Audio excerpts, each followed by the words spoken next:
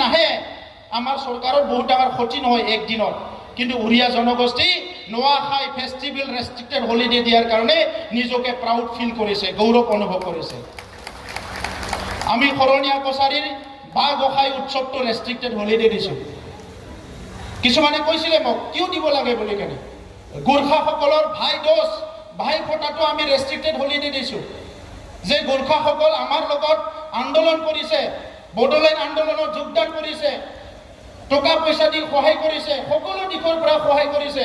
সেই গোৰ্খা জনগোষ্ঠীয়ে আমাৰ পৰা যদি টকা পইচা একো বিচৰা নাই, মাত্ৰ এটা সন্মান, এটা ৰিকগনেশ্যন বিচাৰিছে যে ভাই ফোটা ভাই দোষৰ দিনটো ৰেষ্ট্ৰিক্টেড হলিডে ডিক্লেয়াৰ কৰিব লাগে। তাত আমাৰ কি লছ আছে? গোৰ্খা জনগোষ্ঠী আগুৱাই গ'লে আমাৰ কিবা ক্ষতি হ'ব নেকি? সেইটো আমি ডিক্লেয়াৰ কৰি দিছোঁ। আৰু আপোনালোকক ক'ব বিচাৰিছোঁ, এই কামবিলাক স্বাধীনতাৰ পৰা আজিলৈকে হোৱা নাই। বড়োলেণ্ডত যিমান জনগোষ্ঠী আছে, মই কেইদিনমান আগতে আমাৰ উইলছন হাজদা আদিবাসীৰ নেতৃত্ব, সান্থালী নেতৃত্বৰ লগত আমি দাসাই ফেষ্টিভেলত গৈছিলোঁ। আৰু দাসাই ফেষ্টিভেলত আমি কৈছোঁ প্ৰত্যেক বছৰে দাসাই উৎসৱ পালন কৰাৰ কাৰণে বিটিআৰ চৰকাৰে এটা আৰ্থিক সাহায্য আমি দিম। আৰু লগতে বিটিআৰত বসবাস কৰা যিমান জনগোষ্ঠী আছে তেখেতসকলৰ ভাষা, সংস্কৃতি, ৰীতি নীতি, সংস্কৃতি বচাওয়াৰ কাৰণে, জীয়াই ৰখাৰ কাৰণে কিবা পদক্ষেপ আমাৰ চৰকাৰৰ পৰা বিচাৰে, আমি 100% কৰিবলৈ মন আছে। আমি কৰি দিম, কাৰণ ইয়াৰ কাৰো কোনো ক্ষতি নহয়। আজি বড়ো জনগোষ্ঠীক যদি সন্মান কৰে, ইয়াৰ কাৰণে আমিও যদি কাৰোবাক মৰম কৰোঁ, সন্মান কৰোঁ, ইয়াত একো লছ হ'ব নোৱাৰে। আৰু এইটোৱে ভাৰতবৰ্ষ।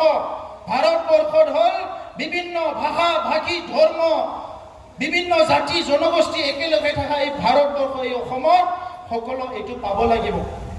আজি এই কামবিলাক দেখা নাই, বিৰোধীবিলাকে কৈ আছে পৰিৱৰ্তন হোৱা নাই, আপুনিও ভাবি আছে পৰিৱৰ্তন হোৱা নাই।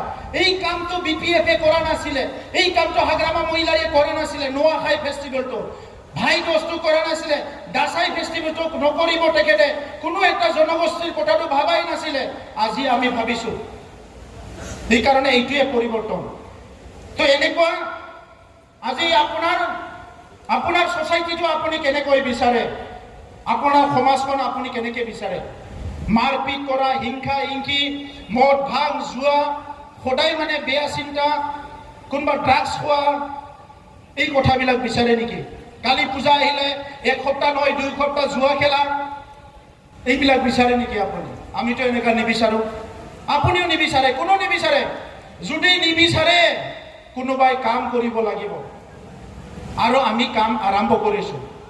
এতিয়া বড়োলেণ্ডত ইমান সহজত কোনো জুৱা দিবলৈ সাহস নকৰে।